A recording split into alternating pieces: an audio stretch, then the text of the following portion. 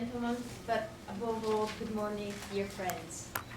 I would like to thank you.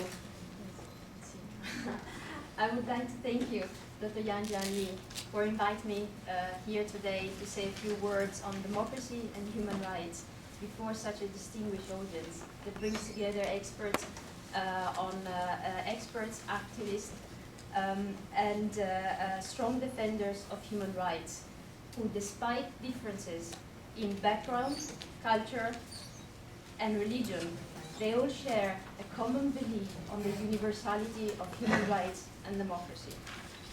But I also would like to say how glad I am to be here today, not just because I have the opportunity to tell you about our work in Europe, but particularly because I have the opportunity to listen from you, to hear about the work you're doing, and to talk to you and discuss together how we can join forces, how we can build a network, how we can help each other in a mission and in the values that we all share.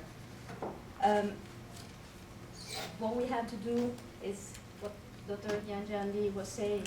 We cannot work and fight for democracy in isolation. We need to strengthen our network of democracy advocates and of citizen power. Gongminliliang. That's my only Chinese word I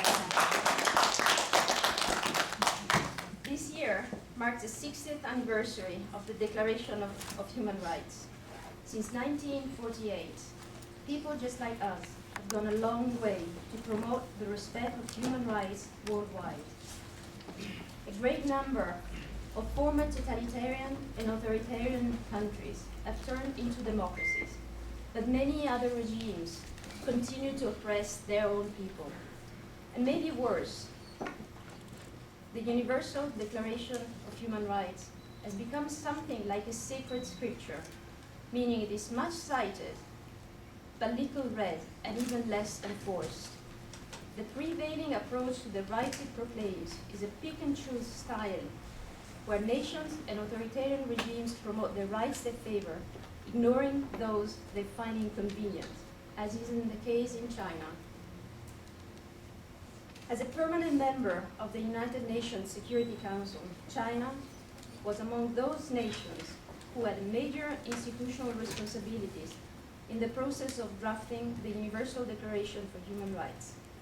For this very reason, China should have also major moral constraints while cherry-picking from the Universal Declaration of Human Rights.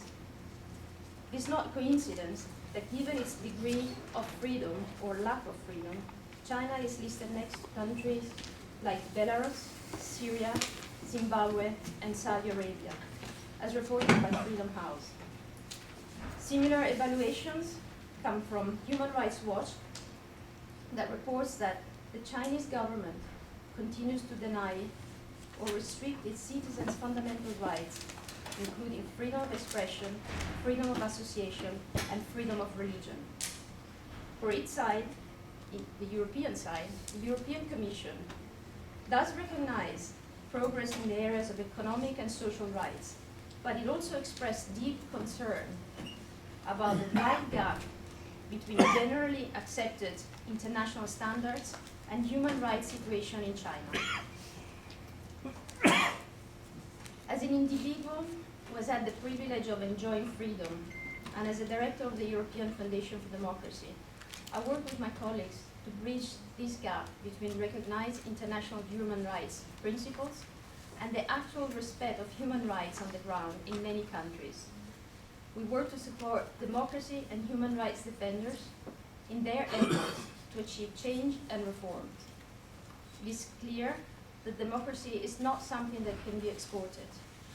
There has to be an aspiration to democracy, a desire for democracy that develops from within. However, democracy can and must be supported. In our work, we have come to realize that one of the main obstacles and threats in bridging this gap in the respect of human rights is cultural relativism. That is, universality versus particularity. And universality is really the key word here. we are facing a global confrontation between the rights of individuals and the rights of cultures. How many times have we heard that the Chinese are not ready for democracy, or that the Asian culture or the Islamic faith are not compatible with democracy and human rights? Let me explain why cultural relativism is a threat to democracy. First, some of the world's worst human rights violators continue to argue that the Universal Declaration for Human Rights was meant to impose a sort of fundamentalism, a set of Western ideas on the rest of the world. Although I firmly believe that each country should embrace its own form of democracy, its own homegrown democracy efforts, and not an exported or imposed set of values or form of democracy, this argument is baseless. We cannot forget that ignore that the members of the drafting committee of the Universal Declaration of Human Rights represent personalities that include Eleanor Roosevelt, the Confucian philosopher Pen Chun-chan, and the Lebanese Charles Malik, who was then the chief spokesperson of the Arab League. All of them share the same values that have been eventually enshrined in the Universal Declaration of Human Rights. Secondly, the same dictators and oppressors argue that the Chinese, or often argue that the Chinese or the Asian culture is not compatible with democracy, a claim that is equally bogus. On the contrary, the Chinese culture is deeply rooted in principle of freedom and democracy. And let's not forget that countries in Asia, such